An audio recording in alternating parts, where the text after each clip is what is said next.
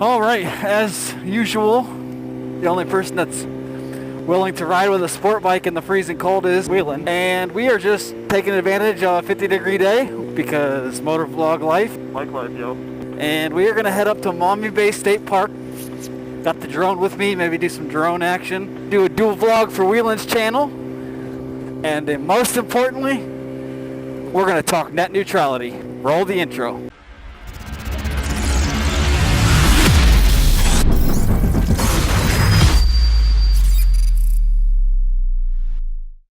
Box empty? What box? That Amazon box laying there? I'm guessing it was empty. Let's go find out. Alright, I'll turn around and Alright, it was right up at the edge of this field by that truck place. Hopefully it's $1 million. We're splitting it. 70-30. 30, I believe 30. that's the open top of it. Yep, that's open as fuck. And it's not an Amazon box either. I'm just... Turn around here. I'm just a big old liar. Do those MSF 20-foot turnarounds. There's nobody back there. I'll just stop. Yeah. Box! Box.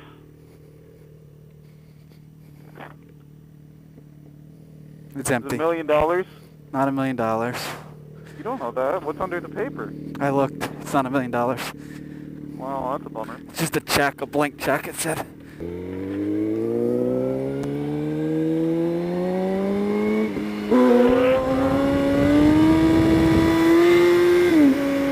I bet Lisa enjoyed that. Might have also enjoyed the fact that my tire slid out to the side before it hooked up.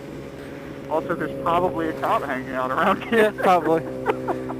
All right, so a big topic in the political viewpoint, I think, as you could say at this point, is something called net neutrality. The FCC looking to remove it. To explain essentially what net neutrality is a government regulation on your internet service provider that says if a person pays for your internet service, you can't limit them, restrict them from accessing any part of the internet. Essentially, giving people who pay for internet what the internet was intended for, unlimited information. And that's not just blocking sites. That could also mean charging more to access certain websites, kind of like with cable companies. Say you want HBO, you have to buy that package for HBO. It costs extra on top of what you normally pay. So if you wanted the Xbox Live, you've already paid a subscription through Microsoft. Well, if net neutrality went away, essentially your ISP could say, well, you have to pay a $7.99 fee a month to have Xbox Live access to your internet. Or they could say you need to pay $19.99 for your social media package. That gets you your Facebook, your Reddits, your Twitters, But they could also say, oh, it's $14.99 for your social media package, but that doesn't include Facebook. Facebook is its own package, and that one is $6.99 by itself. So they could essentially do whatever they want without net neutrality, which essentially was the reason the regulation was put in the first place, because ISPs were actually starting to do it. One prime example was AT&T actually restricted access to VoIP services or voice over IP services, such as Skype, Discord, TeamSpeak, that kind of service. They restricted access to because they felt it was hurting their cellular business. So they were restricting the access to it to prevent hurting their business elsewhere.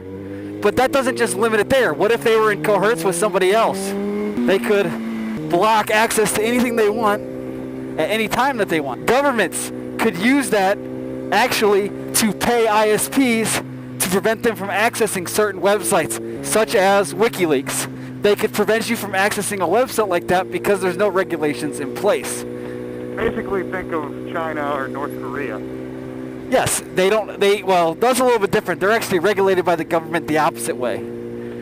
They're regulated to the point where the government says what people can and cannot access to. Trust me, I am definitely a proponent for less government in a lot of things. You can't use the free market argument in this situation because the infrastructure costs, which, mind you, tax dollars paid for many years ago, which is now owned by private companies, should not have the ability to restrict you from having access to it. New companies can't just come into your area and say, we're going to offer you internet, because they don't have the infrastructure in place. That would cost them millions of dollars, let alone trying to get through city ordinances and digging up and putting up telephone poles or digging lines underground, whatever the case may be. That's just not going to happen. So the free market argument doesn't work in this situation. Therefore, the government needs to be in their place saying you can't restrict access to it. Net neutrality, in my opinion, now everyone's entitled to their own opinion. If you disagree, you're certainly entitled to disagree. But in my opinion, net neutrality needs to remain in place.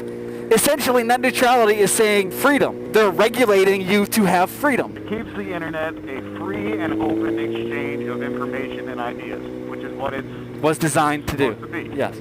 And if I can add a little something here. Sure. You may have seen hundreds or even thousands of people posting about net neutrality, talking about it. That's because it is super important. The internet, as you know it, could go away if net neutrality is removed. So that's why, I mean, you're seeing all these people talk about it. Do your own research if you don't believe us.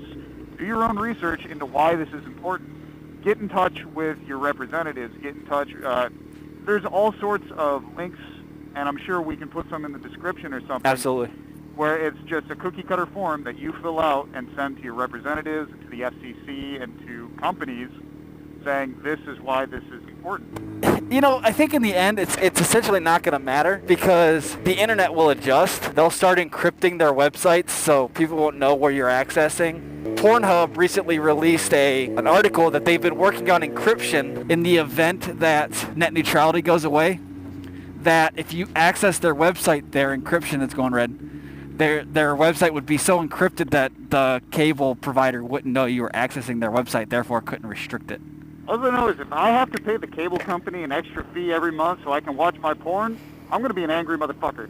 YouTube also, but not as angry. Also, an underlying thing that relies along the net neutrality basis is also the release of public information of all of your browsing data. So with net neutrality, companies such as your ISP can't release your browsing data to other companies. It's secured private information. If net neutrality went away, the ISP could do whatever they wanted with your browsing information. If a company wanted to pay for your information of what you're searching and what you're accessing on the web, they can now release that information. Now, of course, that's not saying they will. If a company has the ability to make more money, they're going to make more money. I mean, you mentioned AT&T earlier. If you use Twitter, you've probably seen the promoted tweet from Comcast that says even if net neutrality is taken out of place, that they won't charge extra or restrict or anything, even though Comcast itself has a record of doing just that. So all these multi-billion-dollar companies, they're definitely going to take advantage of what is legal for them to do, even if it means screwing you over. Now, I know that's not a big deal for a vast majority of people, but I'm not too worried necessarily about that information. Everybody looks at porn. I'm not a criminal. I'm not doing any sort of criminal things outside of potentially illegally streaming an NFL football game or something every once in a while, which I'm not admitting that I do. I'm saying allegedly. Allegedly. I'm not telling you how to feel. I'm not saying what to do. I'm saying educate yourself. Look up information. Are you a fan of being able to access what you want privately on your own internet service? I think most of you guys would agree and say yes. If you don't mind paying extra for random things that you want to have access to with no limit as to what they say it can and can't be done, well, I mean, that's your choice too. And I'm sure there's other arguments to the net neutrality that I'm not aware of because I'm not fully engrossed in the industry and the way that the internet works. But I'm saying on the surface of it, that's the issue. As always, guys, if you're still here watching the video, I appreciate it. There will be a few links in the description that will kind of explain net neutrality in full. I'll try to find for both sides of the argument because my channel is not for me to voice my opinions onto you and make you believe them. My channel, when I do stuff like this, is to just educate you of the information that's out there, educate you as to what is happening, And you make your own decisions. If you agree with me, awesome. If you don't, that's cool too. That's the great freedom of America. With that being said, guys, thanks for watching the video. Thanks for supporting and viewing, as always. If you could, just give me a like on the video if you not necessarily support net neutrality or not. I'm not asking you to like or dislike the video as a result of that, but just like it for the fact that you took the time to do some research, you took the time to kind of form your own opinions, and you went out there and voiced your opinions to your local representatives. Let them know, hey, I support net neutrality, or hey, I oppose it. Whatever, that's your choice too. That's the great thing. Let the American people decide as a whole as to how they want it to end. And if you're still riding out there, keep that rubber side down. Keep safe. Keep enjoying the moment. Hopefully you guys are still able to view this video because net neutrality hasn't restricted you from it. And until the next video, from Not Wheelin' and myself, we'll catch you guys later. I've already done enough dumb things today. Alright.